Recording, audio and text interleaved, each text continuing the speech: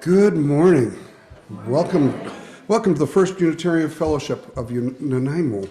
And so wonderful to see so many beautiful faces here today that decided to be indoors instead of out in this beautiful sunshine. Thank you. My name is Larry Bolt. Oh, pardon me, before I get to that. Our mission is to create spiritual connection and bring compassion, discovery, and justice to life. Now, my name is Larry Bolt, and I have the honor and privilege to be your service leader this morning. My pronouns are he, him, and his. Now, I want to ask you to take a moment to silence or turn off your cell phones. And, of course, don't forget to turn them back on when you leave here. I do that all the time. So, next, we're going to say hello to everyone that's watching us on Zoom here. So if you turn around to the frog there and wave, and then when you turn around this way, you'll see them waving at you. Whatever your hopes, dreams, and aspirations, whatever your race, ethnicity, sexual orientation, gender identity, whatever makes you who you are, you are warmly welcomed here. In keeping with our Unitarian Universalist aspiration of radical inclusion, we invite you to share your pronouns as well as your name when introducing yourself, if that's something you're comfortable doing. We are grateful for a diversity of voices on Sunday mornings, and our services can vary from week to week.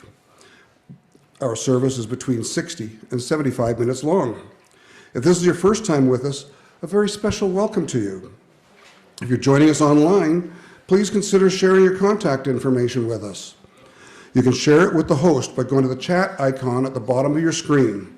We'd love to welcome you to our community. We have a website, ufon.ca, spelled UFON.ca, and invite you to check it out for more detailed information about who we are, the services we offer, and how you can connect with us. We acknowledge today that we meet on the traditional territory of the Nanaimo First Nation. As Unitarians, we are committed to the work of reconciliation required to address the harm done to all Indigenous peoples and their cultures by non-Indigenous peoples.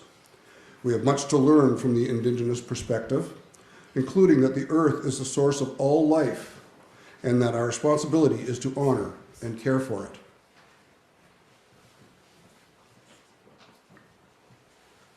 it.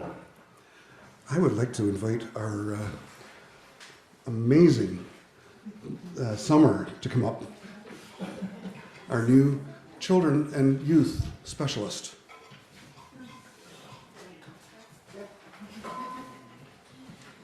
Good morning, good morning, good morning. I just wanted to come up. Once again, if you haven't met me, my name is Summer, and I work with the children here.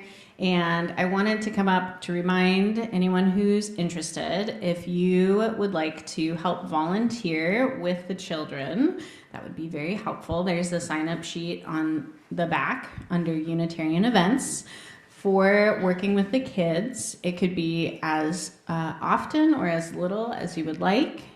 What that looks like is getting a background check, which you would get reimbursed for, and then you can come with me during the sermon time, and we'll be in the back, and it's just helping with activities, being another body in the room.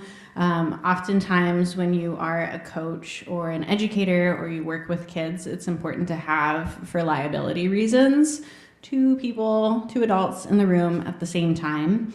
It's been a little different because the children that are here today are my child and Reverend Ashley's child, but in the future, hopefully it'll grow and we'll be able to have more children here, which would be wonderful, and more help, which would be great. So if you're interested, once again, it's on that back wall. You can put your name, your number, your email. I will contact you and help you, Matilda, get started. Thank you.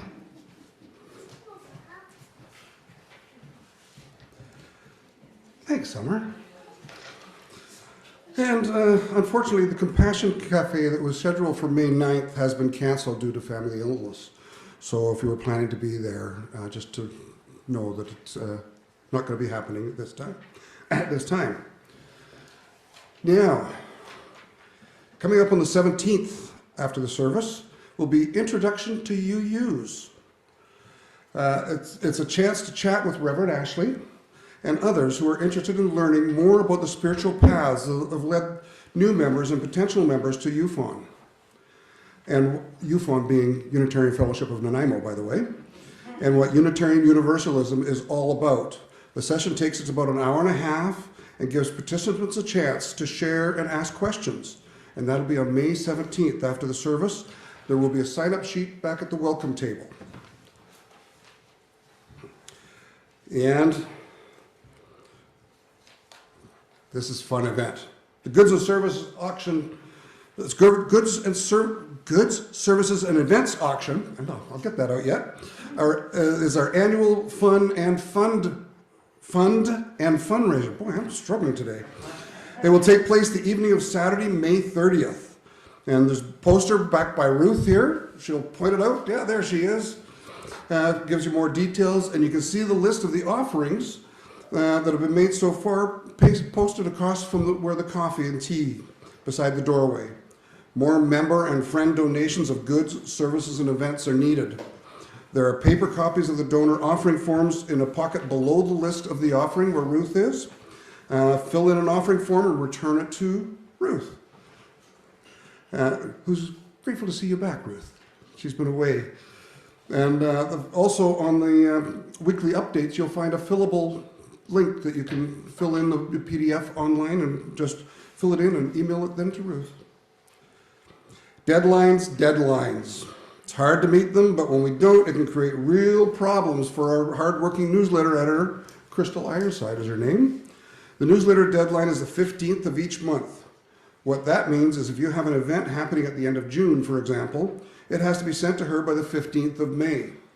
So think ahead and submit your stories by the 15th to news@ufon.ca. And who here reads? Everybody reads, right? Well, did you know that we have our own little library for your reading pleasure? Dedicated to the late Sharon Reeves, who did so much to revitalize and diversify it. The library is located next to the administration office through this door, and there are books on every subject imaginable, from social justice to spirituality and more, plus DVDs and puzzles. Yes. All you have to do is sign out what you've borrowed and, of course, return it later when you're finished. To find out about all special events, groups, and meetings taking place in the hall, you can go to the website, check the calendar on our website, read the weekly emails sent to you on Fridays, or check out the large whiteboards in the hall by the washrooms, which are through this exit door to the right. Washrooms will be on the left, board on the right. So let us now into sacred time. Our music director, Leah Hokinson, along with Tony Turner, will lead us into worship through music. Good morning, everyone. Our prelude this morning, come on up, fabulous boophonics. Our prelude this morning was co-written by Tony Turner and me. It's called We Belong, and there's a part for you in this prelude. And when we get to the chorus, you'll be invited to do a response to my call, basically. So follow the choir, and the words are very easy to remember. They're just "We belong."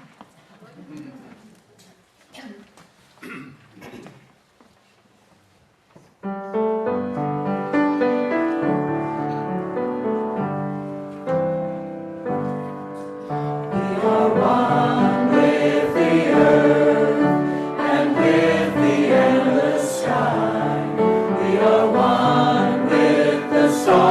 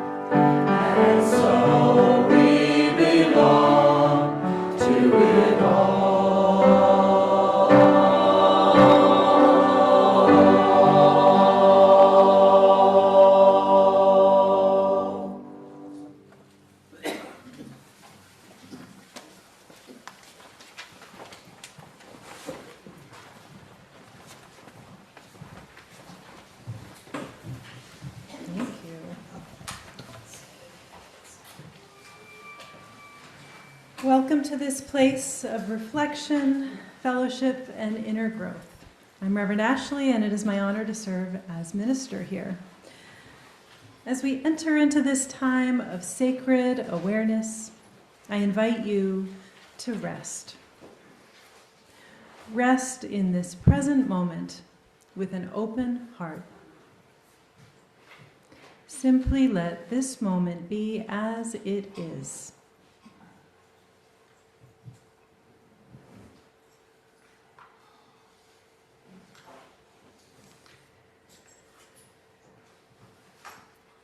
Our chalice lighting today comes to us from the Reverend Michael Tino. The flaming chalice was first used by the Unitarian Service Committee as a symbol of life-saving refuge for people fleeing persecution in Europe. As we light this chalice, we invoke the love that called people to put their lives at risk to save others. May we be vessels of that life-saving welcome.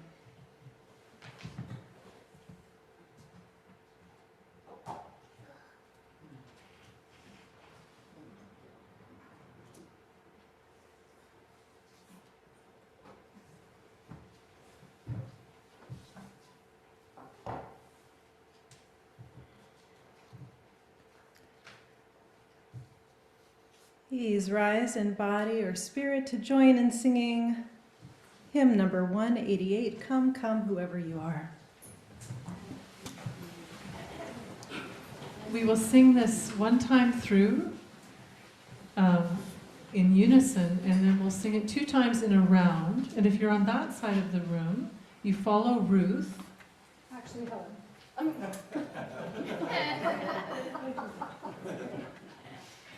can be Ruth for a day. Channel your inner Ruth. My name is Ruth. I'm sorry, Helen. Please follow Helen. And if you're on this side, please follow me. My name's Leah. Middle name Ruth.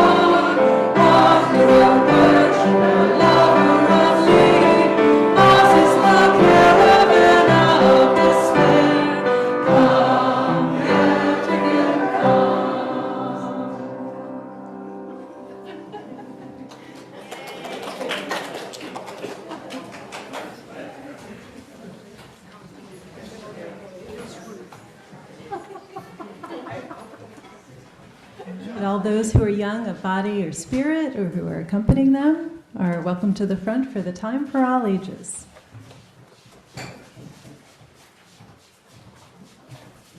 Hello. Okay, we have the world's teeniest rug. We're working on that. But, you know, it's just Matilda and Connolly today, so that's okay. We work with what we have. Okay, so this week we're talking a lot about this idea of interconnectedness or interdependence. And it works out really well because Matilda, my sweet child, do you know, does anyone know the holiday that was on Friday that happened? It's Celtic holiday. Beltane, yeah. So Beltane is this midway point between the spring equinox and the summer solstice. And I've talked before about how Alaskans are just kind of naturally really interested in solstice and equinox simply because we love the sun in the summertime so much. And so that had me thinking about, with Beltane, one of the important things is it's a celebration of all bodies in or on earth. Really, really well with what we're talking about today. And I wanted to read a Tlingit story. So the Tlingit people in the Juneau area, it's our indigenous or First Nations people. And this is the story of Frog Girl. So I'm going to read this, and then we're going to talk about some of the Tlingit core values that I thought fit really beautifully with today. So this is a Tlingit story, but it's a modern retelling by Paul Owen Lewis. Okay. And Matilda, I think you've heard this one at school before. You'll have to remind me if you have. Behind a certain village lay a lake full of frogs. The chief's youngest daughter often went there alone to listen to their songs. But today, as she approached, she heard no singing, and instead she heard human voices. "Quick, let's go. We have 'em all," said one. "Now we are great hunters too," boasted the other. When the two boys had left, she walked toward the lake, listening. At first, all seemed quiet and still, and then close by, a small voice said, "Sister, I am calling you." "Who said that?" asked the girl, for she could see no one. "Here, I am here." The chief's daughter looked down to find a small frog in the tall grass. "Oh my, how is it that you use human speech?" asked the girl. "I will show you. Follow me to the shore of the lake," said the frog.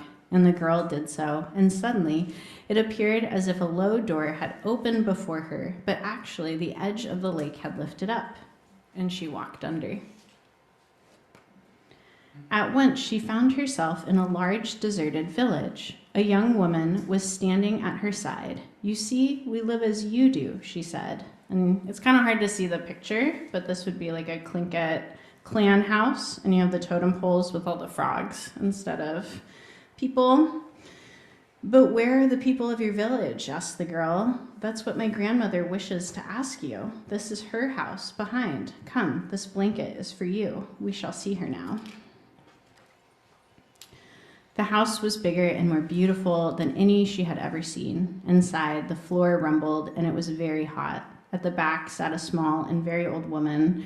She spoke, saying, "Granddaughter, I am alone. My children have been taken, and I am no longer have their songs to comfort me." "Do you know where my children are?" asked the old woman. "No, grandmother, but I have seen 2 boys with nets and baskets at the lake," answered the chief's daughter. At this, the old woman began to cry. "Oh, my children, where have they taken my children?" The fire grew hotter, and the house began to shake. "Quick, sister," exclaimed the young woman. "You must return to your own village. I fear something terrible is about to happen there." "But how?" asked the girl. "Close your eyes and think of the lake. Do not think of this place." The girl did so, and there, she was on the shore of the lake again. But it was no longer still and quiet as before. Black smoke filled the air, and thunder roared in the distance. Alarmed, the chief's daughter ran through the forest back to her own village.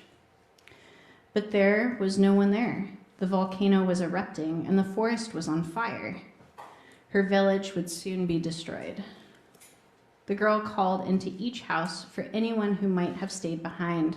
No one answered until she got to the last house at the end of the row. But the voices were not human. They were the voices of frogs instead, coming from a box in the corner. "Oh, my relatives, come, I will take you home to your grandmother," cried the chief's daughter.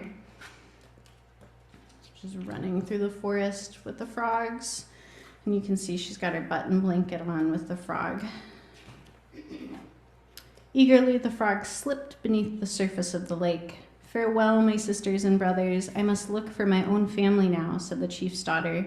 "Remember me to your grandmother." The girl returned to her village as heavy rain began to fall. Many canoes were landing on the beach. Her people were returning now that the rain had put out the fires. "Father, mother, I am here," she shouted as she ran to meet them. "Daughter, where have you been? What has happened here?" asked the chief. the girl told the story of the frog village, the old woman whose house shook with the fire and smoke and the capture of her children. You see, she finished, they are our sisters and brothers. We should treat them so. But it was becoming difficult to hear her. The frogs were singing again. So, frog girl. And I just thought that was a really beautiful Indigenous story that shows how we are all interconnected. And so there are some Tlingit core traditional values that I wanted to go over that I thought went with that story and went with our lesson today. So the first one, and Matilda, you might know this from school, but the first one is Ha Shuka. You guys can say it too. Ha Shuka. And it's our ancestors and future generations. And so when Tlingit people are deciding to make some decision for the village or for the community, they have this idea of thinking that they're making a decision not just for now, but for 7 generations ahead. And I think that's such a beautiful way to think of when we're making a choice. It's not just a short-term choice. How will it affect us 7 generations from now? The second core value that I thought went with today was Ha-Ani. Ha-Ani. And Ani is land. So this is protecting and honoring our land, making decisions and choices, knowing that you're not just making them for the humans that are there, but for all of the creatures, the land that you're on, honoring it. And then the final one is Wooch Yach. Wooch Yach. And that's a social and spiritual balance. So a balance that is respectful with the interactions with all of the living entities. And something about this is when Tlingit people take something from the land, respecting it and seeing it as a gift. So when you go out to harvest Devil's Club, it's a gift from the land that will help give back to you, and having gratitude and respect for it. So I thought this went really beautifully with our idea here at UU of interdependence, right? That humans are not separate from the world, but we are a part of it. Okay, and that is it. And I think the children have no more patience. I get that. Okay, thank you.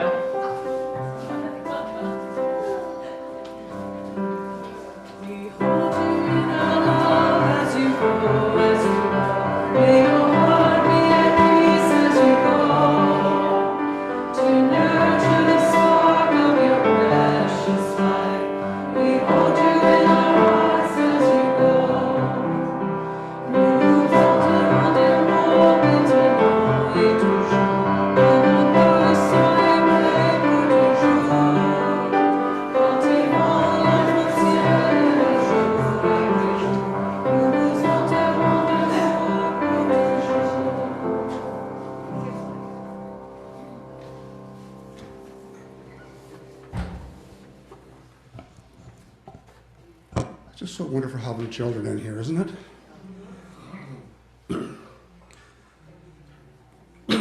So for those of us in the hall, Bill and Charla will now pass the baskets for the offering. And for those with us for the first or second time, we consider your presence to be your contribution. Feel free to let the basket pass. Those online can go to our website and click the big blue donate button on the home screen to give us a donation. Thank you. How'd that work? To help the wider community, half of all cash donations will be given to our charity of the month. Our charity of the month this month is the Nanaimo Area Land Trust, or NALT for short.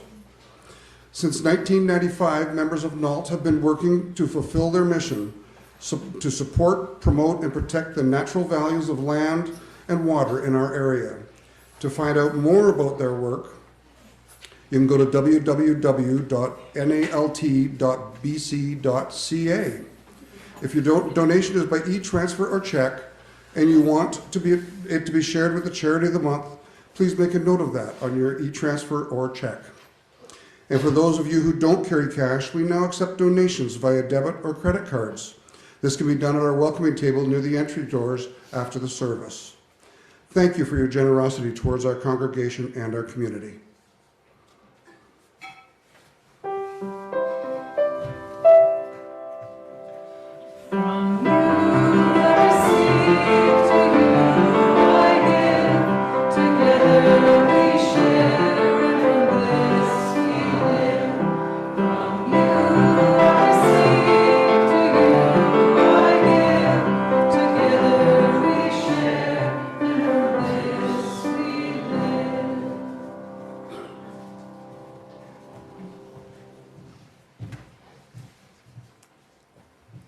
We are a community that seeks to be present to one another, especially in times of great joy or sorrow.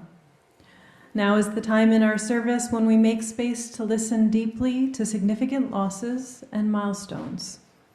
If you are in the sanctuary, I invite you to share your name and your joy or sorrow from the mic. And as you share, we will place a stone into this bowl of water.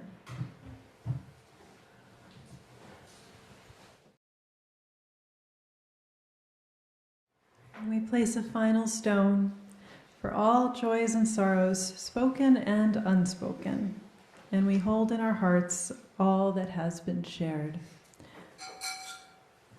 I invite you to join in a moment of silence for prayer or meditation as you are called.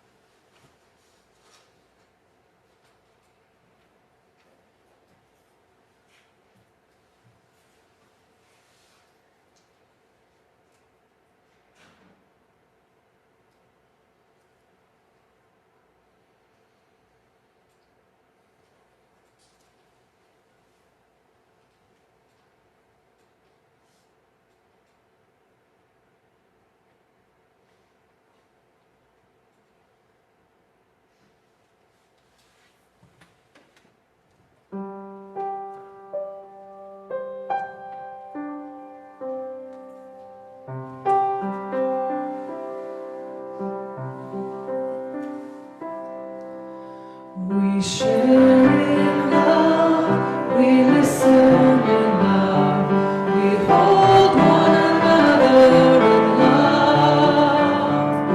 Each joy and concern, we witness and learn, and grow together in love, and grow together in love.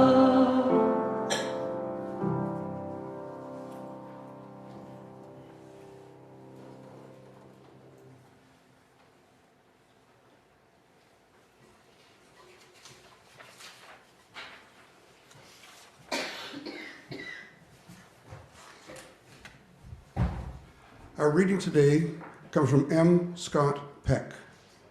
When we love someone, our love becomes demonstrable or real only through our exertion, through the fact that for someone, or for ourselves, we take an extra step or walk an extra mile.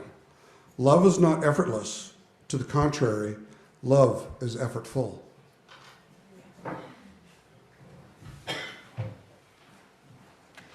Please rise in body or spirit, and we will sing together hymn number 1019, Everything Possible.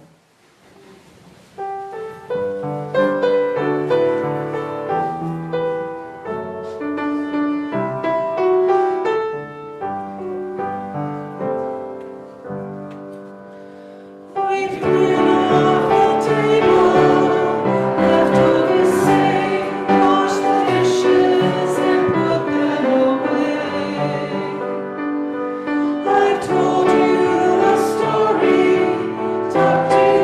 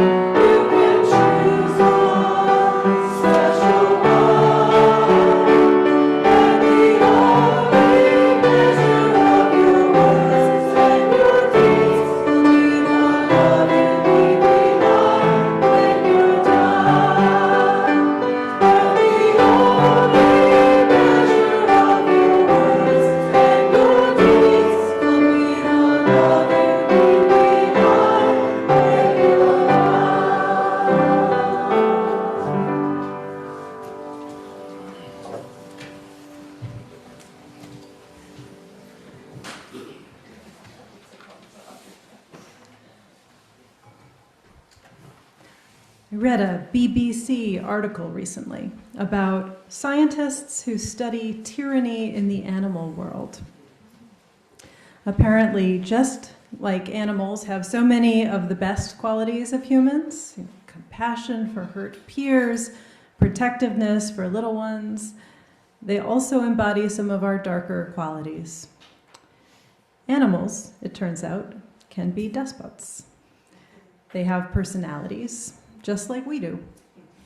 And if you set a few of them up in an enclosed environment, some will live happily ever after and spend their remaining years contentedly sharing their space and grooming each other, while others of the same species, under the same circumstances, will become relentless bullies to their unfortunate roommates. Certain individuals are bullies when given the opportunity, for some reason. Now, that tendency doesn't mean it is inevitable that they will act this way.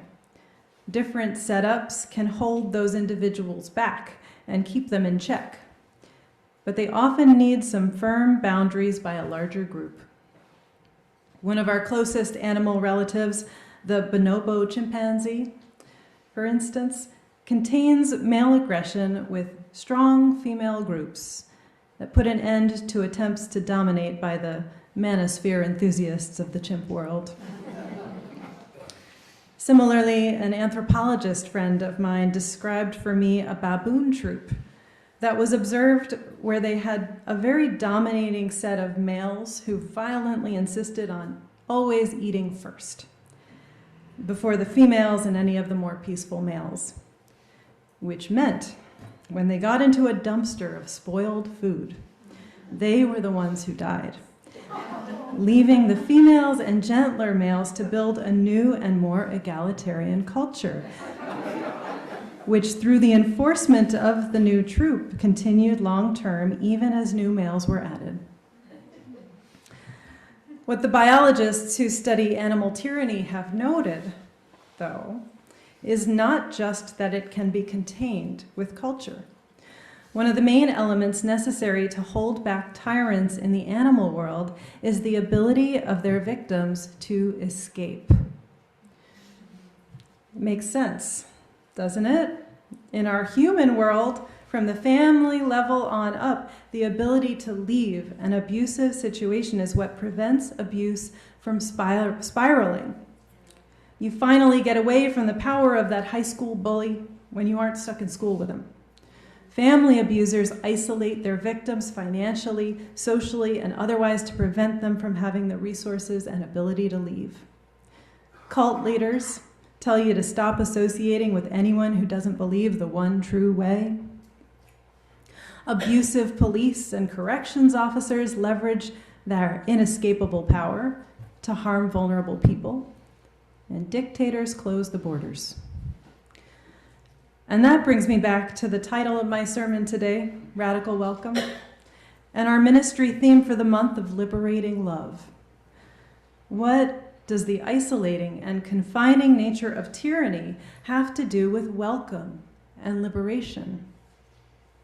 And how we welcome people in this community?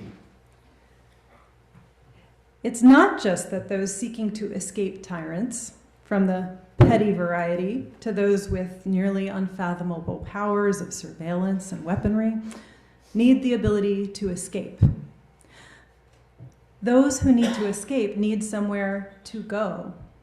They need refuge. And in refuge, from that place of safety, they can begin to build a more free world with us. The transformation of radical welcome is an expression of liberating love. It offers freedom not only to those we welcome, but to us. This is why the growing anti-immigrant sentiment across the world is something I believe is being intentionally nurtured by those who wish to enslave all of us for the sake of profit. No safe country to flee to means you have to stay with your abuser. It's a company town you can't leave. When capital is allowed across borders, but people are not, the owners of capital can treat their workers however they want. Your country becomes your prison. And if people can't leave, but corporations can, there's no need to pay a fair wage anywhere else either.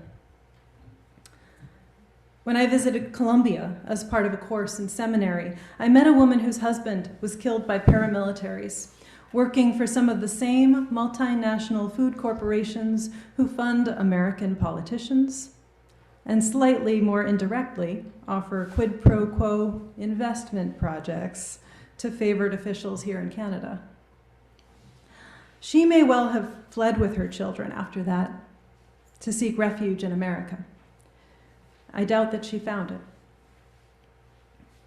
I'm sure that because she could not find a safe place in America, her life, if she is still alive, is worse.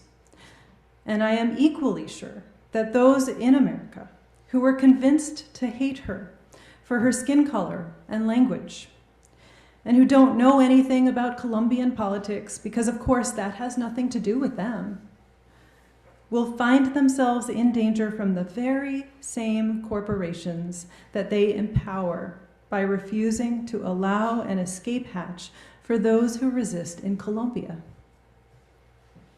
This kind of interwoven authoritarianism, political insularity, and exclusionary xenophobia prevents us from seeing our shared interests across borders. And it's the same with any kind of oppression you can name. When we separate ourselves from others, it only serves the power of those who seek to control us all. It's the oldest trick in the book to convince people to destroy their own freedom by giving them a chance to feel superior to some minority group or another. We are not being charitable when we work for the liberation of an oppressed group we are not part of, within and outside of our communities. Their interests are our interests. No one can be free unless everyone is free. And in the meantime, no one can be free without somewhere safe to go. Whether it is a country that will welcome immigrants without condition, a shelter that will open its doors to survivors of partner violence, or a faith community that will reject the notion that spirituality could ever be based on small-minded bullying. People need refuge. Isolation, lack of community, and physical restriction allows tyranny and abuse to spread. Open community, radical welcome, and protection from abuse allows us to become the best of what we are capable of as human beings. In her book by the same name, the Reverend Stephanie Spellers, an Episcopal priest who writes on radical welcome and spiritual community, says, "Radical welcome is the spiritual practice of embracing and being changed by the gifts, voices, and power of the other, the people systematically cast out of or marginalized within a church, a denomination, and/or society." She notes that true welcome of the other is a willingness to change. And in our willingness to be changed, we become more free. Radical welcome is an invitation to freedom for ourselves and others. At its best, spiritual community can be a place of refuge, sometimes real, practical sanctuary from abusive situations, and sometimes emotional and spiritual refuge from religious trauma and a culture that devalues you. As you might know, this community is a member of the Canadian Unitarian Council, the CUC, which is an organization of Unitarian and Unitarian Universalist congregations and individuals in Canada. The CUC initially grew out of the merger of the Unitarians and the Universalists in 1961. When those two faiths were founded in the 1700s, the Universalists staked their faith on universal salvation, no permanent hell. The Unitarians rejected the Trinity and didn't have a firm stance on hell, but by 1961, the Universalists had won them over. And they had both become more focused on care for others than doctrine. So they decided to merge. And Unitarianism and Unitarian Universalism now are based on action in the world, not metaphysical belief. Principles and values of care in the here and now, not the afterlife. There aren't any hard and fast rules about what Unitarians and Universalists must believe about the big and unknowable questions of life. But if there's one thing we could most consistently say they usually don't believe in, more than 200 years after our founding, it's permanent hell. In his book Hellbent, theologian Brian Recker argues that the doctrine of hell is inseparable from the practice of white supremacy. After all, he points out, if the non-Christian religions create the danger of permanent torture, what would not be justified in the name of destroying them? If the focus of our theology is some other world, not this one, what exploitation and violence will we not allow in the here and now? The doctrine of hell also deeply is linked to the patriarchy and oppression of queer people.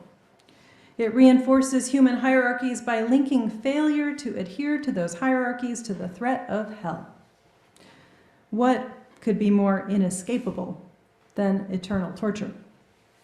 It is fundamentally a way of bullying people into accepting the entire worldview, both the metaphysical view and the very physical power structure of those promoting it.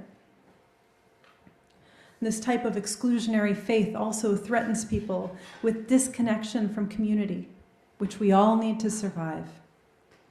The more community is destroyed, the more individualistic and selfish and atomized we become as a society, the more vulnerable we are, and the easier we all are to control. And a faith like ours offers refuge from that, because we don't have any threats to keep you believing what we do. No hell for disagreeing, no punishment for leaving. We offer a kind of welcome that is truly meaningful, a faith that is free and freely chosen, a community welcome for all who are welcoming. That is why so many have called Unitarian Universalism a life-saving religion. We are, at our heart, a place of refuge. Of course, there's always more work for us to do to truly embody that welcoming. There's the work of literal welcome to visitors and new members, thinking about what it is like to be a new face in the room, to not know the things longtime members may have figured out over the years, like when you stand and when you sit, and how committees work, or where this or that club meets, how pledging and voting happen, how we make changes in liturgy, policy, or the coffee we have at coffee hour, what the best social events are, how you get a name tag, maybe even helping to soften the edges of interactions of a new visitor with a challenging personality, or as I like to call them, a serenity teacher. There's also the work of continuing to be an official welcoming congregation, certified by the Unitarian Universalist Association, which entails committing to work in a sustained way to become welcoming space for LGBTQ people through educational programs, congregational life, and community outreach. And there is the community to welcoming people who are not like whoever is here already, in a broader way, reaching out to the wider community, taking part in social action, and walking our walk, being willing to give up even beloved practices and assumptions when they're harming someone or shutting people out, and working hard to minimize microaggressions, thinking about how our privilege might shape our perspective and practice, what people need, in practical terms, to be fully included in this space, what unintentional messages we send. I like to do an exercise where I make up a whole backstory that's different from my own, and I observe our building, service, and activities through the lens of that backstory.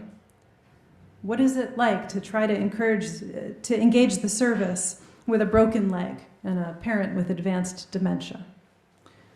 Will the Gen X refugee from religious trauma and the university student brought up non-religious and seeking more connection to deep spiritual inquiry both find safety and sustenance here?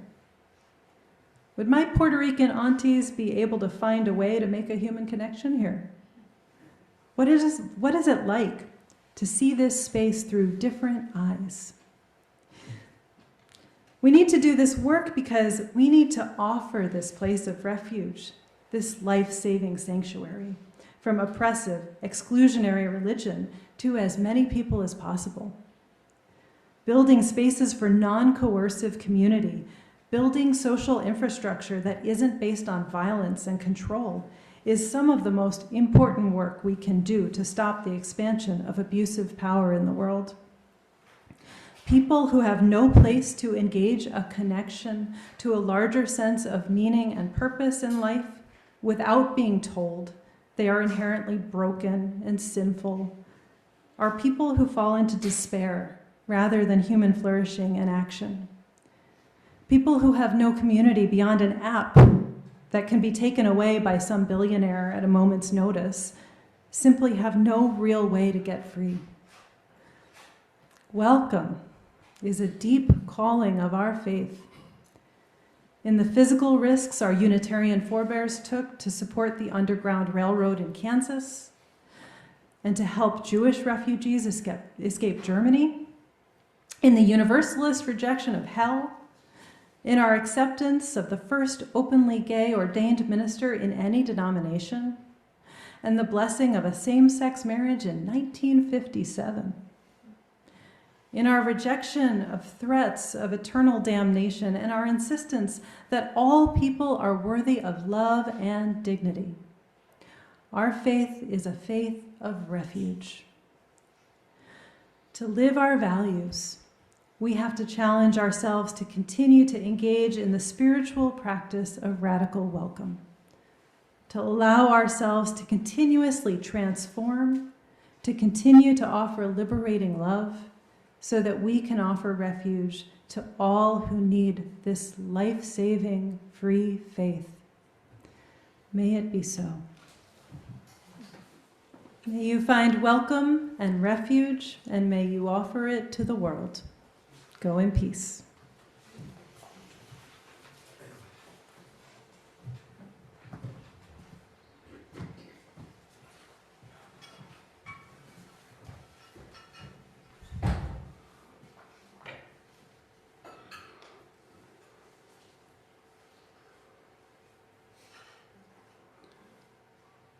Just waiting for the slide to come up.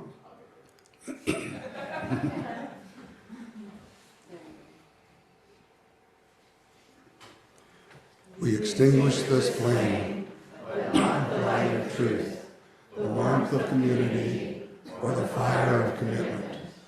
We carry it in our hearts until we are together again.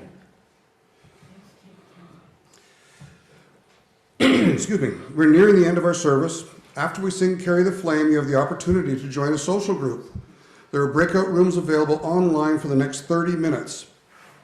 If you want to join an online breakout room, stay online and the host will put you there.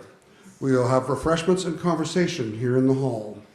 I want to thank the many people who have given their time and energy to make today's service so wonderful. The Sunday Services Committee, Reverend Ashley, the audiovisual team, our amazing music director, Leah, along with the musical talents of our own Tony Turner, who's about to head out on another world tour. The greeters and offering collectors, those at the welcoming table, the kitchen volunteers who come early and stay late for cleanup, and those who brought food and flowers. Our heartfelt gratitude to all of you. And the fabulous Fufonics. The who? And of course, the the name fits, the fabulous Fufonics. Yes. Now, one last little thing, when you leave, don't forget to turn your phones back on. I was asked to remind you of that, because some people seem to, like me, forget to turn them on. We'll now sing our final song, Carry the Flame. The words are on the wall in the hall over here in this corner and on the back. Our custom is to stand, form a big circle around the hall, hold hands or touch elbows as you are comfortable.